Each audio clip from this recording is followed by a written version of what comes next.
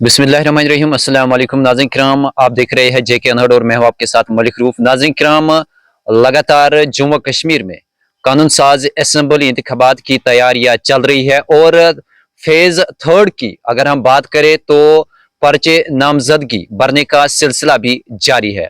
और इस वक्त हमारे साथ मौजूद है जम्मू कश्मीर नेशनलिस्ट पीपल्स फ्रंट पार्टी के सदर मुनीर अहमद खान साहब। आइए इस शुमारे में उन्हीं के साथ बात करते हैं। आपका खैर मकदम है हमारे इस चैनल में। बहुत बहुत शुक्रिया आपका, आपने मुझे मौका दिया अपनी चैनल के वसातत से लोगों से बात करने का। बहुत शुक्रिया आपका। पहले जानना चाहेंगे, चूंकि आप जो जम्मू कश्मीर नेशनलिस्ट पीपल्स फ्रंट के सदर है, आप पहले जानना चाहेंगे कि किस मकसद से आपने ये पार्टी बनाई है। देखिए, जहां तक इस पार्टी का सवाल है, जम्मू कश्मीर नेशनलिस्ट पीपल्स फ्रंट 2 साल पहले वजूद में आई है और हाल ही में मैंने इस पार्टी की कमान संभाली है। और ये जो पार्टी का मकसद है, इस पार्टी को आगे बढ़ाने का मकसद और मुद्दा जो हमारा है वो ये है कि आज तक पिछले 70 साल में हमारे नौजवानों के साथ जो इस्तेसाल हुआ है, हमने कभी भी अपने नौजवानों को वो मौका नहीं दिया कि वो पॉलिटिक्स में भी आके अपना टैलेंट, अपना हुनर दिखा सकें। और हमने कोशिश की है कि ये जो प्लेटफॉर्म हमारा है, इस पे हम सिर्फ और सिर्फ एक नौजवान क़यादत को ही सामने लाएंगे और यंग लीडरशिप जो है उसको हम प्रमोट करने की कोशिश कर रहे हैं और इसमें जगह दे रहे हैं। ये प्लेटफॉर्म हमने डेडिकेट ही यूथ के लिए खासकर किया है, क्योंकि आने वाले फ्यूचर के लिए एक यंग लीडरशिप की जरूरत है। तो जानना चाहेंगे कि जिस तरह से आपने लोकसभा इंतखाबात में हिस्सा लिया और अब असेंबली इंतखाबात में आप हिस्सा लेना चाहते हैं, और आपसे ये भी जानना चाहेंगे कि क्या आपकी पार्टी ने किसी उम्मीदवार को इंतखाब में नामजद किया है। देखिए, लोकसभा में भी हमने शिरकत की थी और इस असेंबली इंतखाबात में भी हमारे लोग ऑलरेडी साउथ कश्मीर से भी नॉमिनेट हो चुके हैं और श्रीनगर में भी हमारे लोगों ने नॉमिनेशन फाइल किए हैं और अभी नॉर्थ कश्मीर में भी हम कर रहे हैं।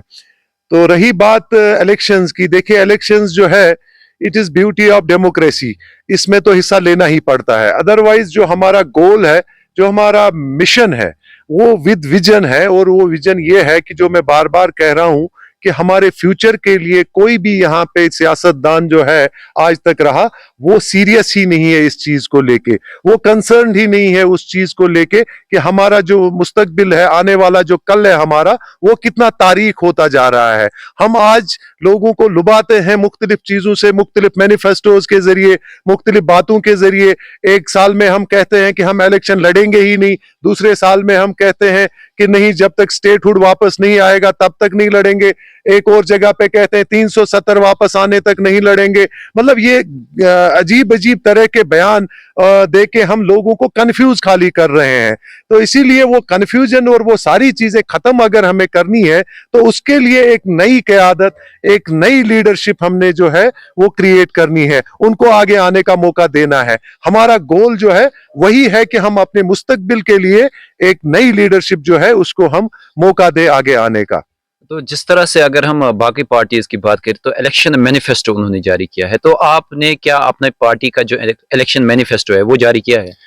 जी बिल्कुल, हमने भी एक मैनिफेस्टो जारी किया है। हालांकि हमारा मैनिफेस्टो उतना 20-25 पेज वाला मैनिफेस्टो नहीं है, 2 पेज पे ही हमने मैनिफेस्टो अपना जारी किया है। लेकिन मैनिफेस्टो जारी करना कोई बहुत बड़ी बात नहीं होती है, उसको फिर उसके बाद अमलाना बहुत बड़ी बात होती है। यहाँ लोग दावे तो बहुत करते हैं। मैं एक आज बात करूं, आज 70 साल में हर 5 साल के बाद हर पार्टी अपना मैनिफेस्टो देती है। क्या वो मैनिफेस्टोज फिर कभी अमलाए गए? वो तो कभी अमलाए नहीं गए। मैं कहता हूं, आज उनसे सवाल करना चाहता हूं, जो ये कहते हैं कि हम मुफ्त बिजली देंगे, जो ये कहते हैं कि हम आज नौकरियां देंगे, क्या आज तक वो हुकूमत में नहीं रहे? आज तक उन्होंने वो खिला पूरा किया? आज तक जब उन्होंने वो खिला पूरा नहीं किया, लोगों को कैसे लग रहा है कि आज भी वो उस मैनिफेस्टो पे बराबर उतरेंगे? वो जो लोगों की उमंगे हैं उस पे बराबर उतरेंगे? ये तो सब एक जो है शराब है, एक धोखा है लोगों के साथ ये मैनिफेस्टो दिखाना। लेकिन मैं कोशिश करूंगा, हमने जो छोटा सा मैनिफेस्टो दिया है वो यूथ सेंट्रिक मैनिफेस्टो है। हम कहते हैं कि आने वाला जो फ्यूचर के चैलेंजेस है हमारे, हमने उनको एड्रेस करने की जरूरत है। बिजली, पानी, सड़कें, ये तो सरकार का काम है, ये तो होते ही रहते हैं, ये तो हर साल में अपग्रेडेशन होती ही रहती है। हम भी उसके लिए कोशिश करेंगे, लेकिन उससे ज्यादा जो हमारे पास चैलेंजेस है वो हमारे यूथ के चैलेंजेस है, क्योंकि हमारा जो यूथ है अनएम्प्लॉयमेंट की वजह से या बाकी जो मामले हैं, आप देख रहे हैं कि हमारे नौजवानों पे स्टोन पेल्टर्स के टैग्स हैं, बाकी एक्स मिलिटेंट्स के टैग्स हैं। जब तक ये सारी चीजों से, इस कंफ्यूजन से कौम आजाद नहीं हो जाएगी, कौम का जो जहन है वो आजाद नहीं हो जाएगा, तब तक प्रॉपर तरीके से पीस, डेवलपमेंट और बाकी चीजों की जो हम बातें करते हैं वो मुमकिन नहीं है। इसीलिए हमारी कोशिश है कि यूथ जो डिप्रेशन का शिकार है, स्ट्रेस के शिकार है, जो ड्रग्स की लत में मुब्तला है आज की डेट में, उनको एड्रेस करने की सबसे ज्यादा जरूरत है। इसीलिए मैं कहता हूं वो मैनिफेस्टो की जरूरत है हमारे, जो यूथ सेंट्रिक हो। तो यहाँ पर आपने यूथ की बात की, तो अगर अनएम्प्लॉयमेंट की रेट की बात अगर करें तो वो बहुत ज्यादा है वादी कश्मीर में। अगर आपकी पार्टी इख्तिदार में आती है तो यूथ जो बेरोजगार नौजवान इस वक्त है, तो उनके लिए आप किस तरह काम करना चाहेंगे? देखिए, यूथ के लिए जो हमारे पास डेट बहुत बड़ा पड़ा हुआ है अनएम्प्लॉयमेंट का, जिसकी आप बात करते हैं, लेकिन इसमें जो कमियां रही है, हमारी पार्टी का जो बेसिक एजेंडा है, वो मैंने पहले दिन भी कहा है प्रेस में कि हमारा ट्रिपल ई का एजेंडा है। हम बात करते हैं एक बेहतरीन एजुकेशन सिस्टम की जरूरत है, जो एजुकेशन पॉलिसी यहाँ पे कभी राइज की ही नहीं गई है। जब आप देखेंगे तरक्की याफ्ता ममालिक में बहुत पहले से वो राइज है, लेकिन हमारे लोगों ने यहाँ पे कभी उस पर जहमत ही नहीं की, उसको सोचने की, उस पर देखने की।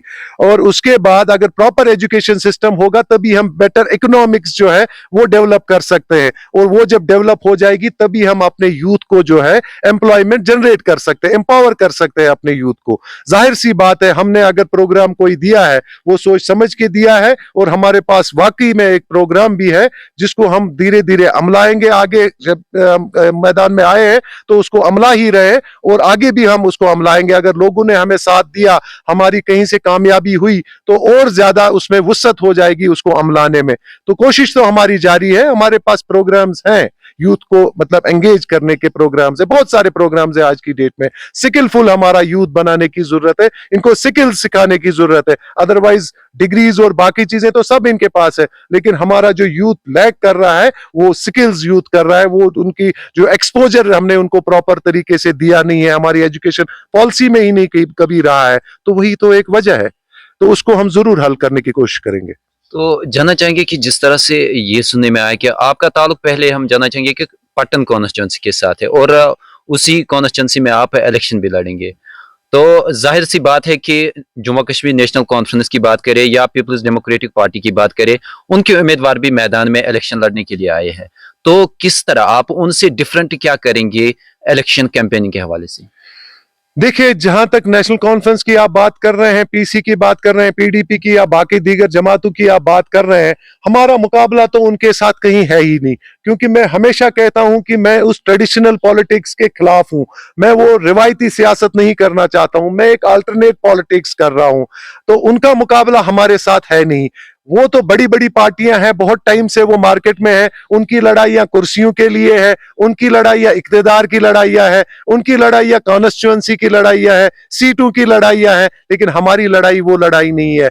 हमारी जो लड़ाई है, मेरी पार्टी की जो लड़ाई है, वो एक एजेंडा की लड़ाई है। वो फ्यूचर को जो हम देख रहे हैं, दिन से दिन तारीख होता जा रहा है हमारा फ्यूचर। अभी भी आप देखें, हालिया जो इंतखाबात हमारे हुए, उसमें हमने लोगों के जज्बात और एहसासात के साथ मतलब खिलवाड़ इतना किया कि अभी तक हमारी जो नुमाइंदगी है पार्लियामेंट में है नहीं नॉर्थ कश्मीर की। इसी तरह से आज फिर लुभाया जा रहा है उन्हीं नौजवानों के जरिए, उन्हीं सियासी दलालों के जरिए। मैं कहूंगा कि जो लोगों को लुभाते हैं अलग अलग चीजों पे, आज कह रहे हैं ये डायरेक्शन सही है, कल कहते हैं नहीं हमारे से गलती होगी, अब ये डायरेक्शन सही है, और अगले इलेक्शन में कहेंगे नहीं ये भी गलत था, अब अगली डायरेक्शन सही है। लेकिन उन लोगों को ये सोचना चाहिए कि वो जो डायरेक्शंस दे रहे हैं उससे जो हमारे कौम के मुस्तकबिल पे जो असर पड़ रहा है, मुस्तकबिल का जो टाइम जाया हो रहा है, वो हम कहीं से भरपाई उसकी नहीं कर सकते हैं। इसीलिए मैंने कहा कि हमारा जो एजेंडा है वो टोटली अलग है।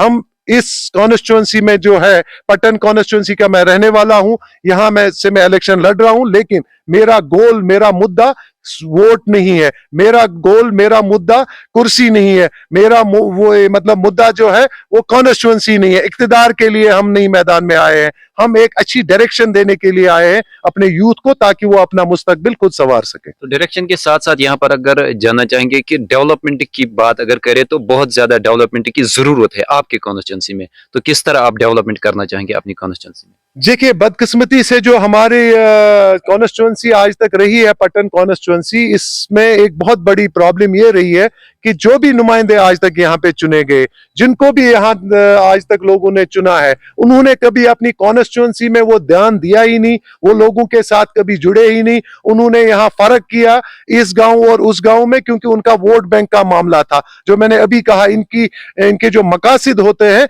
वो जाती होते हैं, ये कौमी मफादात के लिए नहीं सोचते। अगर ये कौमी मफादात में काम करते तो सब लोगों को अपना हिस्सा बराबर मिलता। उसी वजह से इन्होंने ज्यादातर आज तक जो ध्यान दिया है अपने घरों को बनाने पे दिया है, अपनी जाती मफाद को मतलब हल करने में दिया है। इन्होंने कभी कौमी मफाद में सोचा ही नहीं है। उस वजह से हमारी कॉन्स्टिट्यूंसी जो है पॉलिटिकली भी यतीम रही है और डेवलपमेंट के हिसाब से भी आज तक यहाँ पे जो है यतीमी हमें देखने को मिली है। आप खुद आए, हमारे रास्ते चले, आप खुद, और बाकी इलाकों में भी जब आप जाएंगे, यहाँ पे पानी, बिजली और हर एक चीज का जो बात आप करेंगे वो मामला यहाँ पे है। खासकर पट्टन जो कस्बा है, ये एक तारीखी कस्बा रहा है। बिजनेस के एतबार से ये 47 से पहले भी मतलब बिजनेस हब माना जाता था। इसकी एक हिस्ट्री है, लेकिन इसको खूबसूरत बनाने में, इसको डेवलप करने में, इसको एक मॉडल टाउन बनाने में आज तक कोई इकदाम नहीं किया गया। और उस वजह से हम जो है, हमारी कॉन्स्टिट्यूंसी बहुत ही मतलब मैं कहूंगा कि वो बैकवर्ड कॉन्स्टिट्यूंसी के इसमें मानी जाती है आज तक। तो आखिर पर जानना चाहेंगे कि अपने कॉन्स्टिट्यूंसी के लोगों के लिए आपकी क्या मैसेज रहेगी? देखिए, मेरी कॉन्स्टिट्यूंसी के लोगों से यही मैसेज है कि आपको सोच समझ के वोट करना चाहिए और सोच समझ के आगे बढ़ना होगा। ये खाली इक्तदार की लड़ाई नहीं है, ये खाली कुर्सी की लड़ाई नहीं है, ये किसी मखसूस पार्टी को कामयाब करने की लड़ाई नहीं है। हाँ, लड़ाई हमारी होनी चाहिए कि हम कौमी मफादात में वोट डालें। हम कौमी मफादात के लिए अगर कोई बात करता है, अगर किसी के पास कोई विजन है, मैं कहता हूं अगर मेरे से ज्यादा किसी पार्टी के पास ज्यादा अच्छा विजन है, ज्यादा अचीवमेंट किसी पार्टी ने की है, तो भले ही आप उसको वोट दे दे। लेकिन मेरे हिसाब से, मेरे देखने के मुताबिक, आज तक मुझे नहीं लग रहा है कि कोई भी यहाँ की ट्रेडिशनल पॉलिटिकल पार्टी जो है वो कौमी मफादात में सोचती है। वो ज्यादातर आज तक उन्होंने अपने जाती मफादात को ही तरजीह दी है। इसलिए मेरी मैसेज रहेगी, आज सोच समझ के, जज्बात के बगैर आप वोट दे दें, एक एजेंडा को वोट दे दें। मेरी जात को, मेरी शख्सियत को वोट देने की जरूरत नहीं है, लेकिन अपनी जो है कॉन्स्टिट्यूंसी के लिए, अपने कौम के लिए, अपने पूरे जम्मू कश्मीर के लिए उस पार्टी को वोट दे जिनके पास एक विजन हो। बहुत बहुत शुक्रिया आपका। बहुत बहुत शुक्रिया आपका भी। तो नाज़रीन किराम, ये थे हमारे साथ JKNPF के सदर मुनीर अहमद खान, जो कि आइंदा असेंबली इंतखाबात के हवाले से बात कर रहे थे। और आपको बता दें कि थर्ड फेज में ये आ रहे हैं, जो कि बारामूला जिला से उनका ताल्लुक है। और आज जो पर्चे नामजदगी का सिलसिला है वो भरने का सिलसिला जो है आज लगातार जारी है, थर्ड फेज की अगर बात करें। और थर्ड फेज के हवाले से अगर अब बात करें तो 1 अक्टूबर को वोटिंग हो। प्रोग्राम में हमें यहाँ पर ही इजाजत दे और ताज़ा अपडेट्स के लिए आप हमेशा हर वक्त देखते रहिए JK अनहर्ड। खुदा हाफिज।